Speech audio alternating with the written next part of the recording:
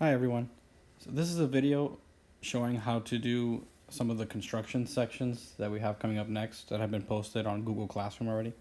This one is B14, which is constructing either the midpoint or the perpendicular bisector of a segment. Both of them are actually done the same way.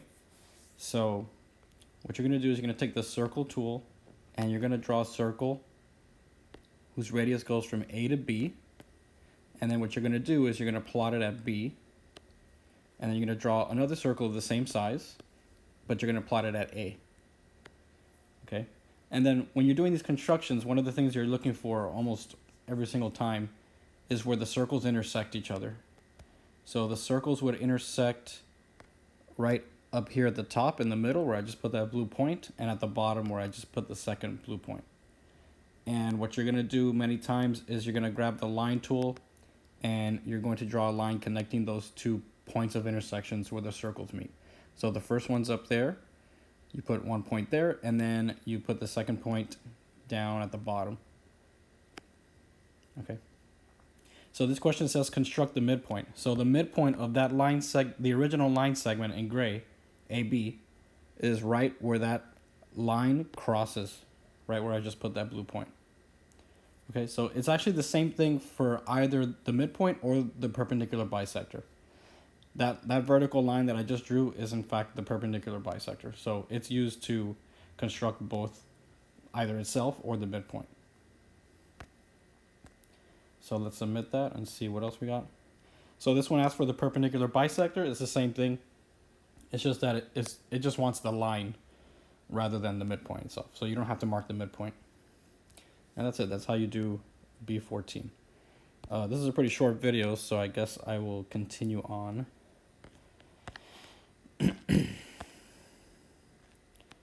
So we had construct an angle bisector, a congruent angle, or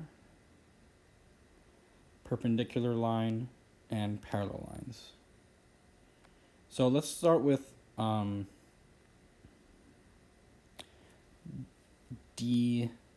do D2 and D5, and then we'll go back to the C's. So for D2, here they're asking us to construct perpendicular lines. So let's go up a few levels so that they give us less stuff to work with.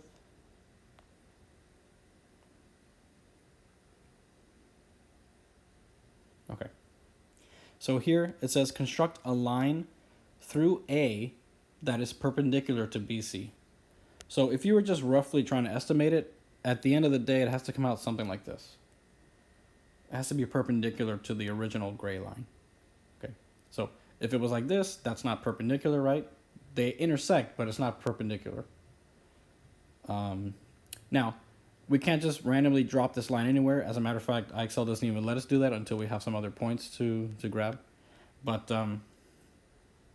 so I need to show you the process for how to do that. So what you do is you start with a circle at the point in question, and you're going to draw a circle of size A to B, but you're going to plot it at A, which is the point in question here. That's where we want the line to pass through. Now, what does that gain us? That gains us these 2 points of intersection, one at B and one just down to the left of B that I just marked with a blue space. So those two new points of intersection, that's where you're going to draw your attention to next. Okay, so you're going to go ahead and grab the circle tool again, and you're going to draw two circles centered at those 2 points of intersections. And I'm going to make their size just going from one of those points to the other. So I'll take that circle, drop it at that blue point, and then I'll draw another circle the same size, and I will drop it at B. Okay, now what did those two circles give us in terms of intersections? Well, they gave us this all the way on the bottom right. They gave us that blue point that I just plotted. I think I can, yeah, you can see it flashing. Those two smaller circles intersect there, as well as up here closer to A, and you can see it flashing. So now you go ahead and you take the line tool and you connect those 2 points of intersection. So we have that one and this one up here. And so that line right there that I just drew, let me erase some of the other things, like some of the circles we created. That line right there is exactly perpendicular to the original gray line, and it's also passing through the point A, which is what they were asking for. Okay, so let's go ahead and submit. And then there's one more type of construction in this section, which is when you have to draw a line perpendicular to the one given through the point A, but this time the point A is actually already on the line. Okay, so this makes for quite a different looking construction. So what we're going to do is we're going to take the circle tool, draw a circle whose radius goes from A to B, and I'm going to plot it at the point in question, which is A. Now I'm going to take the circle tool again. Oh, but you really should think of it in this way. Like, what did drawing that circle gain us? It gave us this point of intersection and where B is also. Okay? So then, that's how you kind of want to think of this. Like, every time you draw something, you get a new point of intersection, and you probably have to turn your attention to that spot and start drawing another set of circles. And then those will give you some intersections, and then you draw another set of circles, or a line. It just depends on the type of construction you're doing. Okay, so now that we have these two new points of intersection, I'm going to take the circle tool again, and I'm going to draw a circle whose radius is bigger this time. It goes from one end of the circle to B, and I'm going to plot it at both of these points of intersection that we just created on the first step, where B is and where the other blue dot is. That's where I'm going to plot these two larger circles. So I'm going to plot one right there. I'm going to create another circle of the same size to B, and this one I'm going to plot at B. Okay, now those two most recent circles, the big ones, they intersect at this flashing point right here and at this top one. And right there is where you're going to take your line tool and connect those 2 points. So that is a line perpendicular to the gray line that goes through the point A. Okay, let's go to D5.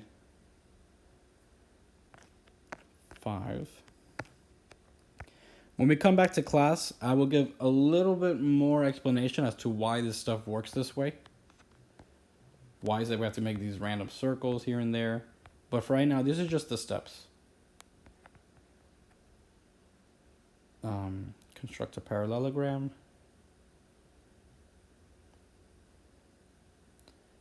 Or construct a line parallel. Okay, so we're going to work on both of these.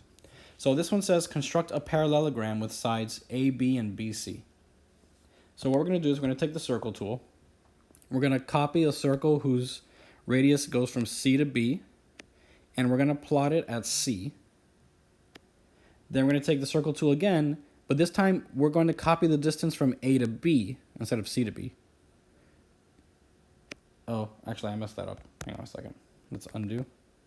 Okay, we're going to take the circle tool, copy the distance from B to C, but instead of plotting it at C, we're going to plot it at the opposite endpoint at A.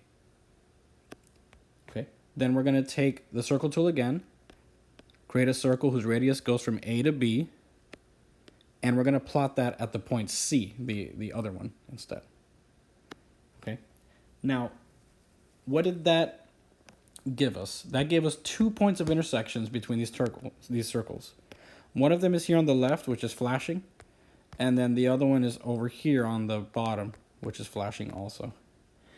One of them is not going to make sense for constructing a parallelogram, and the other one will. So the one at the bottom is the one that makes sense for constructing the parallelogram. So what we're going to do is we're going to go from that point on the bottom to C and make another. Oh, I'm sorry, you're supposed to grab the line segment tool.